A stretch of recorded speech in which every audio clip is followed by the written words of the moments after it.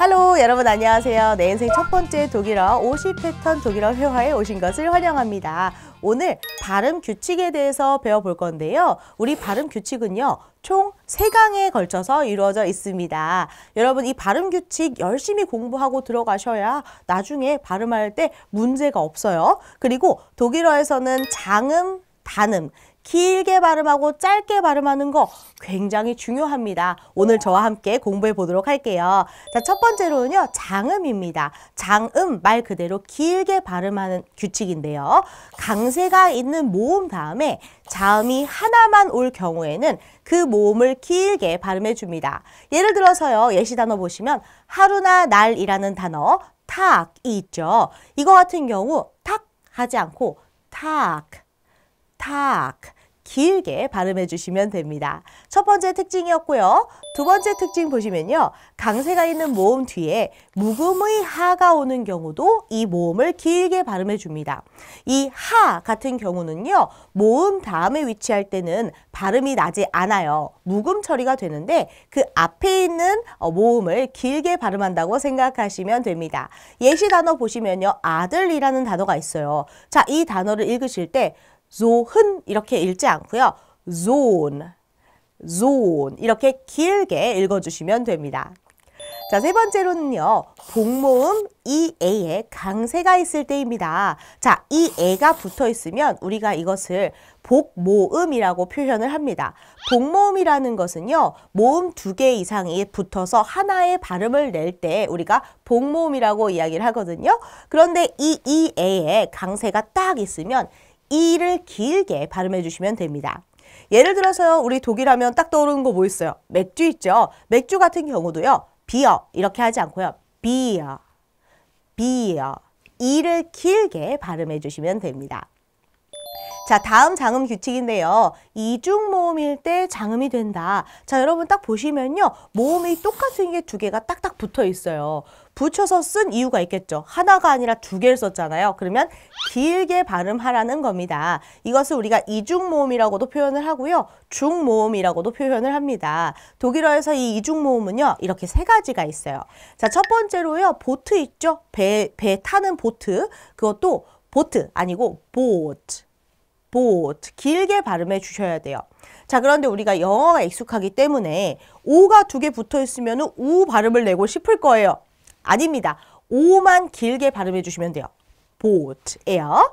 자, 그리고 국가라는 단어 볼게요. 이것도 Stadt 아니고요. Stadt 길게 발음해 주셔야 돼요. 이거를 Stadt 하고 짧게 발음해 버리시면 도시라는 뜻이 됩니다, 여러분. 뜻이 달라져요. 그래서 길게 발음해 주시고요. 자, 마시는 차가 있어요. 이것도 에가 붙어 있으니까 왠지 이로 읽고 싶으실 텐데 그러지 마시고 에로 읽어주셔야 됩니다. 그래서 발음하실 때 테라고 발음하시면 돼요. 자, 그리고 커피 많이 즐겨 드시죠? 커피 같은 경우도요.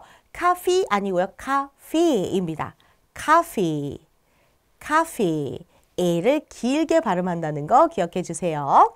자, 그리고 이제 모음의 발음을 넘어가 보도록 하겠습니다. 자, 장모음과 단모음, 즉 장음과 단음은 구분을 잘 하셔야 돼요. 자, 그래서 에를 길게 발음할 때는 에 이렇게 길게 발음해 주시고요. 짧게 발음하는 경우는요. 모음 다음에 자음이 2개 이상 올 때예요. 그럴 때는 짧게 캐넌 이런 식으로 짧게 발음하시면 됩니다. 자, 그리고 독일어에서는요. 에로 끝나는 단어들이 굉장히 많아요. 이렇게 에로 끝날 때는 이것을 약모음이라고 표현을 하거든요.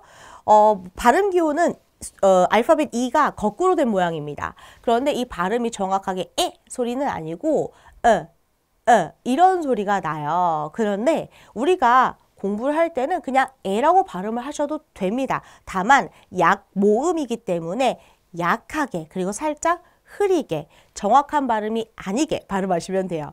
자, 예를 들어서요. 이름이라는 단어는 나메라고 써 있죠. 이걸 읽을 때 우리가 나메 이렇게 읽지 않고 나무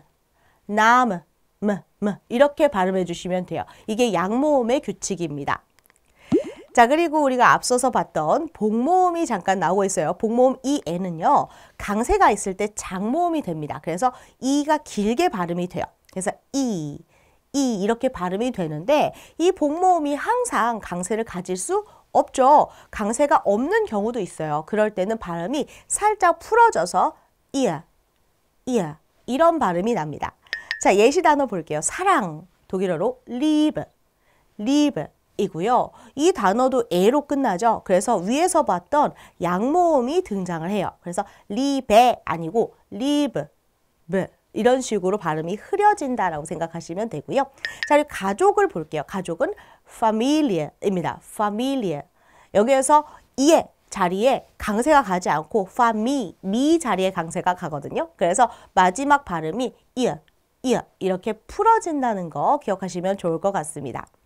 자, 복모음이 또 등장을 합니다. 복모음 아이 혹은 아읍슬런, 에이, 에읍슬런 이 네 가지는 발음이 다 똑같이 아이로 발음이 납니다. 각각 따로 있을 때는 각각의 발음이 나요. 그런데 이 둘의 조합이 되면 아이가 된다는 거 기억하세요. 자, 그래서 우리가 월명 중에 5월 있죠. 5월은 마이라고 발음을 하게 됩니다. 마이, 아이 발음 기억해 주시고요. 자, 그리고 복모음 중요한 거 하나 나와요.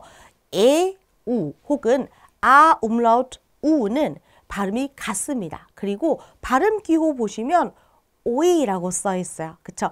오이라기보다는 살짝 풀어져서 오와 어 사이라고 생각하시면 돼요. 그래서 어이라고 발음하시면 됩니다. 그래서 유럽이라는 단어도요. 유럽 이렇게 발음하지 않고요. 오이로파라고 발음을 합니다. 그래서 독일에서 쓰는 화폐 단위가 유로잖아요. 유로라고 발음하지 않겠죠. 독일어에서는 어이고라고 발음을 합니다.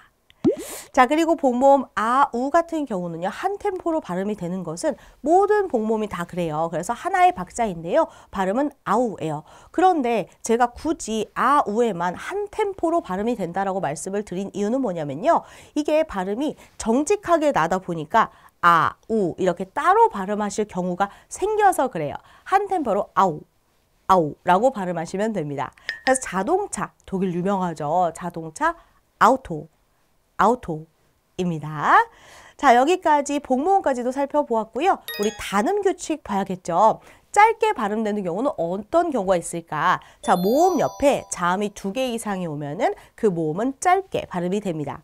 예시 단어 보시면요. 빠른, 속도가 빠른이라는 단어 슈넬이 나와요. 이거 같은 경우도 슈넬 이렇게 길게 발음하지 않고 슈넬 짧게 한 템포로 발음을 한다 기억해 주시고요. 자, 그리고 강세가 없는 대부분의 모음은 짧게 발음이 됩니다. 아이디어라는 단어를 한번 볼게요. 이 아이디어 단어를 보면요. 이 다음에 대가 와 있어요. 모음 다음에 자음이 하나 오네. 그러면 이 모음은 길게 발음되나? 라고 생각하실 수도 있는데 이 단어는 모음이 중모음인 에 자리에 강세가 가는 단어입니다. 그러면 맨 처음에 있는 이에는 강세가 가지 않겠죠? 그래서 짧게 발음하시면 됩니다. 그래서 이대가 아니라 이대라고 발음하시면 됩니다.